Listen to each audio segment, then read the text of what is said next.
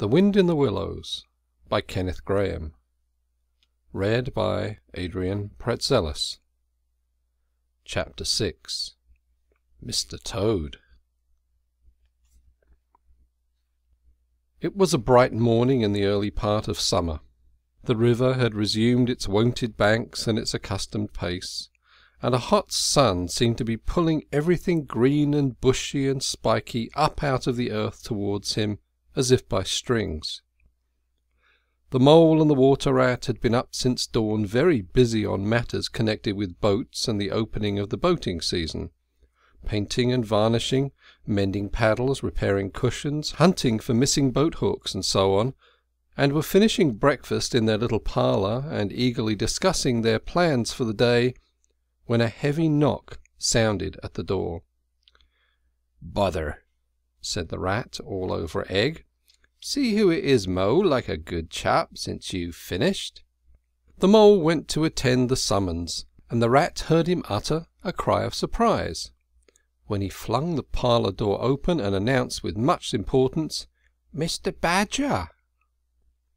This was a wonderful thing indeed, that the Badger should pay a formal call on them, or indeed on anybody. He generally had to be caught if you wanted him badly, as he slipped quietly along a hedgerow of an early afternoon or late evening, or else hunted up in his own house in the middle of the wood, which was a serious undertaking. The Badger strode heavily into the room, and stood looking at the two animals with an expression full of seriousness. The rat let his egg-spoon fall on the tablecloth, and sat open-mouthed. "The hour has come," said the Badger at last, with great solemnity. "What hour?" asked the rat uneasily, glancing at the clock on the mantelpiece. "Whose hour, you should say, rather," replied the Badger. "Why, Toad's hour, the hour of Toad. I said I would take him in hand as soon as the winter was well over, and I'm going to take him in hand today." "Toad's hour, of course!" cried the mole delightedly. "Hooray! I remember now. We'll teach him to be a sensible toad." "This very morning," continued the Badger, taking an armchair, "as I learned last night from a trustworthy source, another new and exceptionally powerful motor car will arrive at Toad Hall on approval or return. At this very moment, perhaps, Toad is busy arraying himself in those singularly hideous habiliments so dear to him, which transform him from a comparatively good-looking toad into an object which throws any decent-minded animal that comes across it into a violent fit. We must be up and doing ere it is too late. You two animals will accompany me instantly to Toad Hall, and the work of rescue shall be accomplished." "Right you are," cried the rat, starting up. "We'll rescue the poor unhappy animal. We'll convert him. He'll be the most converted toad that ever was before we've done with him." They set off up the road on their mission of mercy, Badger leading the way. Animals, when in company, walk in a proper and sensible manner in single file, instead of sprawling all across the road, and being no use or support to each other in case of sudden trouble or danger. They reached the carriage drive of Toad Hall to find, as the Badger had anticipated, a shiny new motor car, of great size, painted red, Toad's favourite colour, standing in front of the house. As they neared the door, it was flung open, and Mr. Toad, arrayed in goggles, cap, gaiters, and enormous overcoat, came swaggering down the steps, drawing on his gauntleted gloves. "Hello! Come on, you fellows!" he cried cheerfully on catching sight of them. "You're just in time to come with me for a jolly...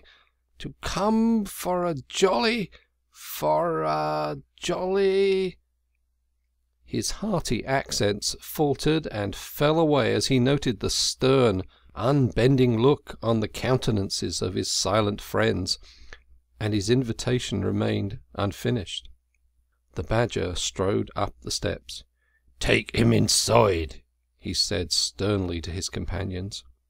Then, as Toad was hustled through the door, struggling and protesting, he turned to the chauffeur in charge of the new motor car. "I'm afraid you won't be wanted today," he said. "Mr. Toad has changed his mind. He will not require the car. Please understand this is final. You needn't wait." Then he followed the others inside and shut the door. "Now then," he said to the Toad when the four of them stood together in the hall. "First of all, take those ridiculous things off." "Shan't," replied the Toad with great spirit. "What is the meaning of this gross outrage? I demand an instant explanation." "Take them off him then, you two," ordered the Badger briefly. They had to lay Toad out on the floor, kicking and calling all sorts of names, before they could get to work properly. Then the Rat sat on him, and the Mole got his motor clothes off him bit by bit, and they stood him up on his legs again. A good deal of his blustering spirit seemed to have evaporated with the removal of his fine panoply. Now that he was merely Toad, and no longer the terror of the highway, he giggled feebly, and looked from one to the other appealingly, seeming quite to understand the situation. "You knew it would come to this sooner or later, Toad," the Badger explained severely. "You've disregarded all the warnings we've given you, and you've gone on squandering the money your father left you. And you're getting us animals a bad name in the district by your furious driving, and your smashes, and your rows with the police. Independence is all very well, but we animals never allow our friends to make fools of themselves beyond a certain limit. And that limit you've reached. Now, you're a good fellow in many respects, and I don't want to be too hard on you. I'll make one more effort to bring you to reason. You will come with me into the smoking room, and there you will hear some facts about yourself, and we'll see whether you come out of that room the same Toad that you went in."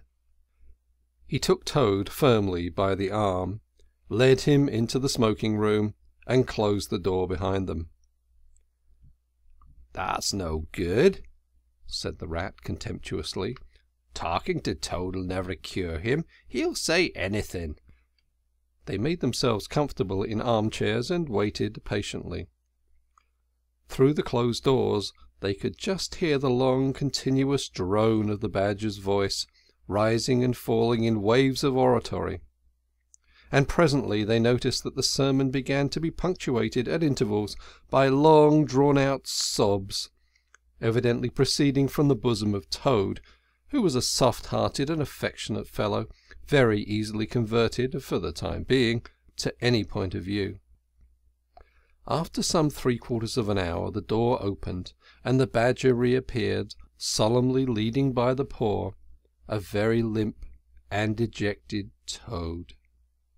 His skin hung baggily about him, his legs wobbled, and his cheeks were furrowed by the tears so plentifully called forth by the Badger's moving discourse. "Sit down there, Toad," said the Badger kindly, pointing to a chair. "My friends," he went on, "I am pleased to inform you that Toad has at last seen the error of his ways. He is truly sorry for his misguided conduct in the past, and he has undertaken to give up motor cars entirely and forever. I have his solemn promise to that effect."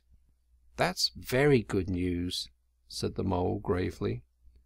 "Very good news indeed," observed the Rat dubiously. "If only...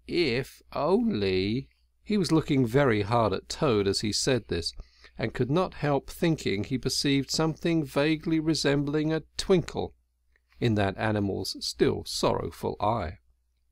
"There's only one more thing to be done," continued the gratified Badger.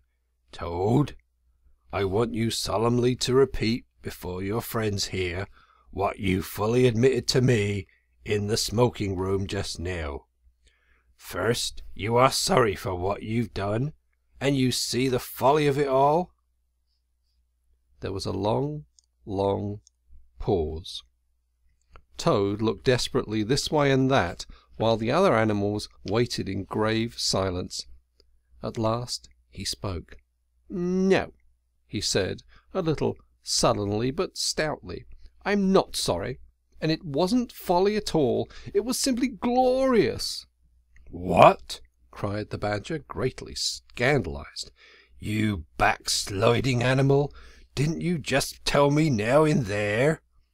"Oh, yes, in there," said the Toad impatiently. "I'd have said anything in there. You're so eloquent, dear Badger, and so moving and so convincing, and put all your points so frightfully well. You can do what you like with me in there, and you know it. But I've been searching my mind since, and going over things in it, and I find that I'm not a bit sorry or repentant really. So it's no earthly good saying I am now, is it?" "Then you don't promise," said the Badger, "never to touch a motor car again?" "Certainly not," replied the Toad emphatically. "On the contrary, I faithfully promise that the very first motor car I shall see, poop poop, off I go in it." "Told you so, didn't I?" observed the Rat to the Mole. "Very well, then," said the Badger firmly, rising to his feet. "Since you won't yield to persuasion, we'll try what force can do. I feared it would come to this all along. You've often asked us three to come and stay with you, Toad, in this handsome house of yours. Well, now we're going to. When we've converted you to a proper point of view, we may quit, but not before. Take him upstairs, you two, and lock him in his bedroom while we arrange matters between ourselves." "It's for your own good, Toady, you know," said the Rat kindly, as Toad, kicking and struggling, was hauled up the stairs by his two faithful friends. "Think what fun we shall have together, just as we used to, when you've quite got over all this painful attack of yours." "We'll take great care of everything for you till you're well, Toad," said the Mole, "and we'll see your money isn't wasted as it has been." "No more of those regrettable incidents with the police, Toad," said the Rat, as they thrust him into his bedroom. "And no more weeks in hospital, being ordered about by female nurses, Toad," added the Mole, turning the key on him. They descended the stair, Toad shouting abuse at them through the keyhole, and the three friends then met in conference on the situation. "It's going to be a tedious business," said the Badger, sighing. "I've never seen Toad so determined. However, we will see it out. He must never be left an instant unguarded. We shall have to take turns to be with him till the poison has worked itself out of his system." They arranged watches accordingly. Each animal took it in turns to sleep in Toad's room at night, and they divided the day up between them. At first Toad was undoubtedly very trying to his careful guardians. While his violent paroxysms possessed him, he would arrange his bedroom chairs in rude resemblance of a motor car, and would crouch on the foremost of them, bent forward and staring fixedly ahead, making uncouth and ghastly noises, till the climax was reached, when, turning a complete somersault, he would lie prostrate amidst the ruins of the chairs, apparently completely satisfied for the moment. As time passed, however, these painful seizures grew gradually less frequent, and his friends strove to divert his mind into fresh channels. But his interest in other matters did not seem to revive, and he grew apparently languid and depressed. One fine morning the Rat, whose turn it was to go on duty, went upstairs to relieve Badger, whom he found fidgeting to be off, and stretched his legs in a long ramble around his wood and down his earths and burrows. "Toad's still in bed," he told the Rat outside the door. "Can't get much out of him except "Oh, leave him alone, he wants nothing. Perhaps he'll be better presently. It may pass off in time. Don't be unduly anxious," and so on. Now, you look out, Rat. When Toad's quiet and submissive, and playing at being the hero of a Sunday school prize, then he's at his most artful. There's sure to be something up. I know him. Well, now I must be off. "How are you today, old chap?" inquired the Rat cheerfully as he approached Toad's bedside. He had to wait some minutes for an answer. At last the feeble voice replied, "Thank you very much, dear Ratty. So good of you to inquire. But first, tell me how you are yourself, and the excellent Mole." "Oh, we're all right," replied the Rat.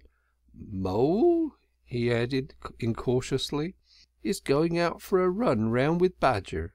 They'll be out till luncheon time, so you and I will spend a pleasant morning together, and I'll do my best to amuse you. Now jump up, there's a good fellow, and don't lie moping there on a fine morning like this." "Dear, kind Rat," murmured Toad, "how little you realize my condition, and how very far I am from jumping up now, if ever. But do not trouble about me. I hate to be a burden on my friends, and I do not expect to be one much longer. Indeed, I almost hope not." "Well, I hope not too," said the Rat heartily. "You've been a fine bother to us all this time, and I'm glad to hear it's going to stop. And in weather like this, and the boating season just beginning, it's too bad of you, Toad. It isn't the trouble we mind, but you're making us miss such an awful lot." "Oh, I'm afraid it is the trouble you mind, though," replied the Toad languidly. "I can quite understand it. It's natural enough. You're tired of bothering about me. I mustn't ask you to do anything further. I'm a nuisance, I know." "You are indeed," said the Rat. "But I tell you I'd take any trouble on earth for you, if only you'd be a sensible animal." "If I thought that, Ratty," murmured Toad, more feebly than ever, "then I would beg you, for the last time probably, to step round to the village as quickly as possible. Even now it may be too late, and fetch the doctor. But don't you bother. It's only a trouble, and perhaps we may as well let things take their course." "Why, what do you want a doctor for?" inquired the Rat, coming closer and examining him. He certainly lay very still and flat, and his voice was weaker and his manner much changed. "Surely you have noticed of late," murmured Toad. "But no, why should you? Noticing things is only a trouble. Tomorrow, indeed, you may be saying to yourself, 'Oh, if only I had noticed sooner! If only I had done something!' But no, it's a trouble. Never mind. Forget that I asked." "Look here, old man," said the Rat, beginning to get rather alarmed. "Of course I'll fetch a doctor to you if you really think you want him. But you can hardly be bad enough for that yet. Let's talk about something else."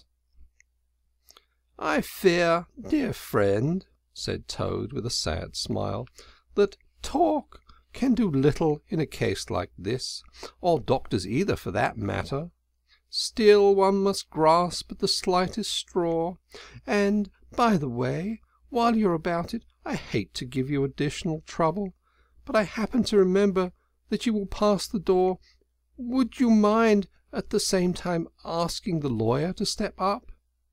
It would be a convenience to me, and there are moments, perhaps I should say there is a moment, when one must face disagreeable tasks, at whatever cost to exhausted nature." "A lawyer? Oh, he must be very bad," the affrighted Rat said to himself, as he hurried from the room, not forgetting, however, to lock the door carefully behind him. Outside he stopped to consider. The other two were far away, and he had no one to consult. "It's best to be on the safe side," he said on reflection. "I've known Toady fancy himself frightfully bad before without slightest reason, but I've never heard him ask for a lawyer. If there's nothing really the matter, the doctor will tell him he's an old ass and cheer him up, and that will be something gained. I'd better humour him and go. It won't take very long." So he ran off to the village on his errand of mercy. The toad, who had hopped lightly out of bed as soon as he heard the key turned in the lock, watched him eagerly from the window as he disappeared down the carriage drive. Then, laughing heartily, he dressed as quickly as possible in the smartest suit he could lay hands on at the moment, filled his pockets with cash, which he took from a small drawer in the dressing-table, and next, knotting the sheets from his bed together and tying one end of the improvised rope round the central mullion of the handsome Tudor window which formed such a feature of his bedroom, he scrambled out, slid lightly to the ground, and, taking the opposite direction to the rat, marched off light-heartedly, whistling a merry tune. It was a gloomy luncheon for Rat when the Badger and the Mole at last returned, and he had to face them at the table with his pitiful and unconvincing story. The Badger's caustic, not to say brutal, remarks may be imagined and therefore passed over. But it was painful to the Rat that even the Mole, though he took his friend's side as far as possible, could not help saying, "You've been a bit of a duffer this time, Ratty. Toad, too, of all animals." "He did it awfully well," said the crestfallen Rat. "He did you awfully well," rejoined the Badger hotly. "However, talking won't mend matters. He's got clear away for the time, that's certain, and the worst of it is he'll be so conceited with what he thinks is his cleverness that he may commit any folly. One comfort is we're free now, and needn't waste any more of our precious time doing sentry go. But we'd better continue to sleep at Toad Hall for a while longer. Toad may be brought back at any moment on a stretcher, or between two policemen." So spoke the Badger, not knowing what the future held in store, or how much water and of how turbid a character was to run under bridges before Toad should sit at ease again in his ancestral hall. Meanwhile Toad, gay and irresponsible, was walking briskly along the high road some miles from home. At first he had taken bypaths and crossed many fields, and changed his course several times in case of pursuit, but now, feeling by this time safe from recapture, and the sun smiling brightly on him, and all nature joining in a chorus of approval to the song of self-praise that his own heart was singing to him, he almost danced along the road in his satisfaction and conceit. "Smart piece of work that," he remarked to himself, chuckling. "Brain over brute force, and brain came out on the top, as it's bound to do. Poor old Ratty, my! Won't he catch it when the Badger gets back? A worthy fellow, Ratty, with many good qualities, but very little intelligence and absolutely no education. I must take him in hand some day, and see if I can make something of him." Filled full of conceited thoughts such as these, he strode along, his head in the air, till he reached a little town where the sign of the Red Lion, swinging across the road halfway down the main street, reminded him that he had not breakfasted that day, and that he was exceedingly hungry after his long walk. He marched into the inn, ordered the best luncheon that could be provided at so short a notice, and sat down to eat it in the coffee-room. He was about halfway through his meal when an only too familiar sound approaching down the street made him start and fall a-trembling all over. The poop-poop drew nearer and nearer. The car could be heard to turn into the inn-yard and come to a stop, and Toad had to hold on to the leg of the table to conceal his overmastering emotion. Presently the party entered the coffee-room, hungry, talkative, and gay, voluble in their experiences of the morning, and the merits of the chariot that had brought them along so well. Toad listened eagerly, all ears for a time. At last he could stand it no longer. He slipped out of the room quietly, paid his bill at the bar, and as soon as he got outside, sauntered round quietly to the inn-yard. "There cannot be any harm," he said to himself, "in my only looking at it." The car stood in the middle of the yard, quite unattended, the stable helps and the other hangers-on being all at their dinner. Toad walked slowly round it, inspecting, criticizing, musing deeply. "I wonder," he said to himself presently, "I wonder if this sort of car starts easily." Next moment, hardly knowing how it came about, he found he had hold of the crank and was turning it. As the familiar sound broke forth, the old passion seized on Toad and completely mastered him, body and soul. As if in a dream he found himself somehow seated in the driver's seat. As if in a dream he pulled the lever and swung the car round the yard and out through the archway. And as if in a dream all sense of right and wrong, all fear of obvious consequences seemed temporarily suspended. He increased his pace, and as the car devoured the street and leapt forth on the highroad through the open country, he was only conscious that he was Toad once more, the traffic queller, the lord of the lone trail, before whom all must give way or be smitten into nothingness and everlasting night. He chanted as he flew, and the car responded with sonorous drone. The miles were eaten up under him as he sped, he knew not whither, fulfilling his instincts, living his hours, reckless of what might come to him. "To my mind," observed the chairman of the bench of magistrates cheerfully, "the only difficulty that presents itself in this otherwise very clear case is how we can possibly make it sufficiently hot for the incorrigible rogue and hardened ruffian who we see cowering in the dock before us. Let me see. He has been found guilty on the clearest evidence, first of stealing a valuable motor car, secondly of driving to the public danger, and thirdly of gross impertinence to the rural police. Mr. Clerk, will you tell us, please, what is the very stiffest penalty we can impose for each of these offences, without, of course, giving the prisoner the benefit of any doubt, because there isn't any?" The clerk scratched his nose with his pen. "Some people would consider," he observed, "that stealing the motor car was the worst offence, and so it is. But cheeking the police undoubtedly carries the severest penalty, and so it ought.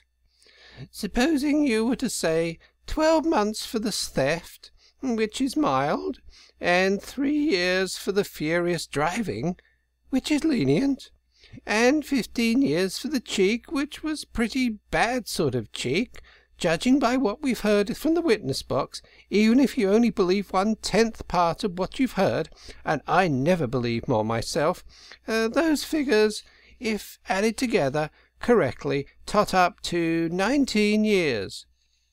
"First rate," said the chairman. "So you had better make it around 20 years to be on the safe side," concluded the clerk. "An excellent suggestion," said the chairman approvingly. "Prisoner, pull yourself together and try and stand up straight. It's going to be 20 years for you this time, and mind, if you appear before us again upon any charge whatsoever, we shall have to deal with you very seriously." Then the brutal minions of the law fell upon the hapless Toad, loaded him with chains, and dragged him from the courthouse, shrieking, praying, protesting, across the marketplace, where the playful populace, always as severe upon detected crime as they were sympathetic and helpful when one was merely wanted, assailed him with jeers, carrots, and popular catchwords, past hooting school-children, their innocent faces lit up with the pleasure they ever derive from the sight of a gentleman in difficulties, across the hollow-sounding drawbridge, below the spiky portcullis, under the frowning archway of the grim old castle, whose ancient towers soared high overhead, past guard-rooms full of grinning soldiery off duty, past sentries who coughed in a horrid sarcastic way, because that is as much as a sentry on his post can dare to do, to show his contempt and abhorrence of crime,